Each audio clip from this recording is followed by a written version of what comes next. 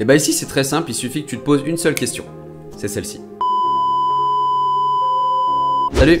Bienvenue dans cette vidéo. Avant toute chose, si tu ne me connais pas, moi c'est Nicolas Dezeuf. Depuis décembre 2019, j'accompagne les candidats à trouver un contrat le plus vite possible, alternance, stage, emploi, avec du coaching individuel, des formations également en ligne, tarifées bien évidemment. Et je propose également du contenu pour me faire connaître et pour transmettre déjà des premières astuces comme dans cette vidéo sur YouTube, TikTok et LinkedIn principalement. N'hésite pas à follow si ce n'est pas encore fait bien évidemment. Comme dans chaque vidéo, je te pose une question et le but c'est que tu y répondes en commentaire et moi je vais pouvoir te répondre derrière également. Et cette question par rapport à cette vidéo, c'est la suivante.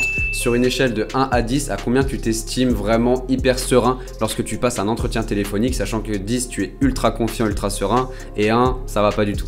Et reste bien jusqu'à la fin de cette vidéo puisque je t'expliquerai ce que tu dois faire si on t'appelle et que tu n'es pas disponible à ce moment-là, comment faire pour ne pas perdre 2 points aux yeux du recruteur alors que tu peux pas répondre immédiatement. N'hésite pas à commenter et à t'abonner dès maintenant et on commence avec le concret tout de suite. Donc la première chose, c'est de bien comprendre ce qu'est un entretien téléphonique. Un entretien téléphonique de manière générale, c'est plutôt un entretien de préqualification qui vise à avoir un premier contact avec un prospect, si je peux appeler ça comme ça en langage commercial, avec un peut-être candidat pour le poste et savoir un petit peu voilà qui il est, avoir un premier contact avec lui, lui poser 2 ou 3 questions, notamment sur sa personnalité et voir si c'est possible d'avoir un entretien peut-être visio ou physique un petit peu plus tard, que ce soit juste avec un RH ou avec un opérationnel également. Et donc cet entretien téléphonique est hyper important puisque c'est la première touche que tu as avec une entreprise, c'est la première approche que tu as avec une entreprise. Donc je vais déjà te parler d'astuces un petit peu bateau mais qui font jamais de mal à rappeler, c'est tout ce qui touche à ton environnement. C'est-à-dire que lorsque tu as un entretien téléphonique, tu ne peux pas te permettre d'être au milieu d'une autoroute tout seul à entendre les voitures autour, tu peux pas te permettre d'être dans une centrifugeuse, tu peux pas te permettre d'être au milieu du Stade de France avec 80 000 personnes autour qui hurlent parce que tout simplement le recruteur ne va pas t'entendre. Donc il faut que tu sois dans une pièce calme, dans un endroit calme, où il n'y a pas un bébé qui pleure derrière, un chien qui aboie toutes les 3 secondes, je ne sais quoi, la petite sœur. Non, ça le recruteur il a pas besoin de le savoir, on s'en fiche. Si c'est un entretien téléphonique qui est prévu, je parle notamment, tu dois te préparer pour être dans un endroit solo avec une connexion internet qui tient la route, tu te débrouilles pour que ça grésille pas toutes les 5 secondes et qu'il n'ait pas l'impression que tu passes sous un tunnel toutes les 5 secondes. Donc ça c'est vraiment le b.a-ba et ça montre aussi ton organisation. Et bien évidemment tu t'assures que tu vas être disponible à ce moment-là et pile poil à l'heure puisque lui de toute façon ça l'importe peu ce qui t'arrive dans ta vie. Si le rendez-vous c'est 18h, c'est pas 18h05, c'est 18h. Même si je connais pas beaucoup de RH qui appellent pile à l'heure. Donc une fois que ça c'est bon, que tu es dans une pièce, que tu es préparé, que voilà toutes les conditions sont réunies pour passer un bon entretien téléphonique et que tu attends l'appel, qu'est-ce qu'il va falloir que tu fasses pendant l'appel pour marquer encore plus de points, sachant que comme je te l'ai dit tout à l'heure, c'est un entretien de présélection. Et bah ici c'est très simple, il suffit que tu te poses une seule question, c'est celle-ci. Et là, je te laisse répondre et me répondre en commentaire si tu veux répondre aussi. Vas-y, je te laisse 5 secondes. 4, 3, 2, 1. Je vais te répondre. Le seul moyen que tu as de convaincre lors d'un entretien téléphonique, c'est ta voix.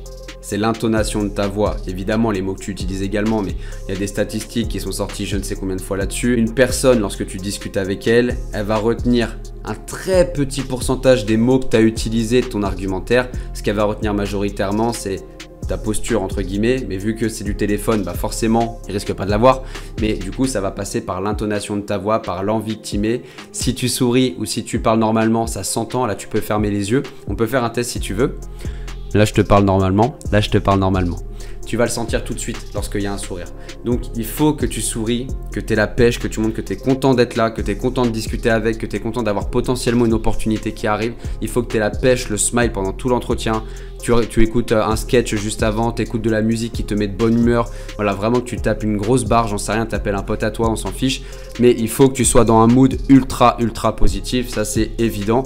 Tu n'aurais pas envie de discuter avec une personne qui a le moral dans les chaussettes et qui a envie de se suicider. Donc c'est clair, lors d'un entretien téléphonique, tu mises tout sur ta voix, c'est pas compliqué. Ensuite, une fois que tu as compris ça, que tu as bien préparé l'entretien et que tu as compris ce qu'il fallait qu'il se passe au niveau de ton état d'esprit, de ta manière de te vendre en fait finalement pendant l'entretien, il y a 2-3 choses à faire également en amont. C'est de trouver quelques infos sur l'entreprise sans rentrer vraiment dans les détails, mais essayer de trouver 2 ou 3 projets sur lesquels elle travaille, peut-être un rachat de structure par rapport à ton domaine d'activité à toi. Est-ce qu'il y a des choses importantes, un peu croustillantes à trouver? Si tu bosses en marketing par exemple, est-ce qu'il y a un nouveau produit qui va sortir, une nouvelle gamme de produits ou dans la communication? Voilà, des choses un peu comme ça très rapidement qui vont te permettre de montrer que tu t'es quand même renseigné sur l'entreprise, même si ce n'est qu'un entretien de préqualification. Et ça forcément, tu vas marquer beaucoup de points aux yeux du recruteur puisque, je te le rappelle si tu ne le savais pas, Il y a plein de stats en 2019 qui disaient que le savoir-être qui était le plus recherché par les entreprises auprès d'un candidat, c'était la curiosité, d'accord? Donc si tu fais ça en amont de l'entretien, forcément ça ne peut mettre qu'en valeur le fait que tu es une personne curieuse. Évidemment, il va falloir que tu poses 2 ou 3 questions aussi sur le poste en question, t'intéresser vraiment aux besoins. Si tu es là uniquement pour répondre à des questions, ça sert à rien, tu n'auras pas le job. Donc il faut absolument que tu poses aussi des questions au recruteur par rapport aux besoins qu'il a aujourd'hui. Et déjà, si tu arrives à faire ça, c'est des entretiens généralement qui durent 10-15 minutes maximum. Tu vas marquer énormément de points. Et pour les 2-3 derniers tips également, je dirais que tu dois t'assurer qu'il a toutes les informations sur toi en vue d'un éventuel entretien physique ou d'une suite de processus de recrutement sur le type de contrat que tu recherches, le rythme d'alternance si c'est pour une alternance, toutes ces infos-là, il faut qu'il les ait déjà évidemment. Et puis derrière, justement lui demander quelle est la suite du processus de recrutement et dans la foulée lui demander quelle est la suite du processus de recrutement et sous combien de temps, si jamais tu es convoqué pour un entretien plus poussé, sous combien de temps il pense te faire un retour tout simplement. Et petite astuce bonus pour presser entre guillemets le recruteur mais indirectement, c'est de lui dire qu'aujourd'hui tu as déjà une entreprise avec un processus en cours un petit peu plus poussé que celui-là puisque tu as déjà eu des entretiens physiques avec les personnes.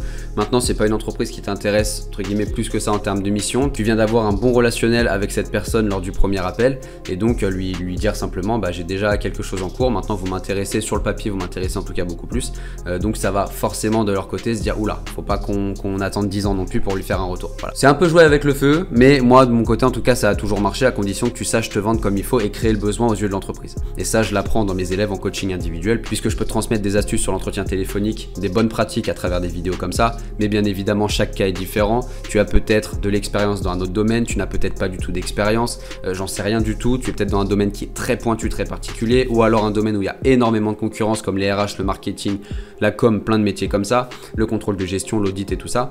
Et forcément, les manières de se vendre vont être très très différentes et ça justement, c'est le but de mon job aujourd'hui quand j'accompagne une personne toute seule. Et je t'avais dit en début de vidéo que je te dirais comment réagir et marquer des points presque lorsque un recruteur t'appelle et que tu n'es pas disponible pour un entretien. C'est de lui dire dès le départ, c'est pas essayer de jouer le jeu à faire la personne disponible alors qu'en fait tu vas juste rater ton entretien, c'est de lui dire dès le départ je ne suis pas disponible à l'instant T, est-ce que je peux vous rappeler, et tu donnes au moins 2 ou 3 créneaux, voilà, comme ça lui va pouvoir choisir. Imaginons qu'il t'appelle le mardi à 10 h du matin, bonjour je ne suis pas disponible actuellement, est-ce qu'il est possible de vous rappeler peut-être vers 17 h ou plutôt demain vers 9 h, 10 h, qu'est-ce qui vous arrange? Voilà.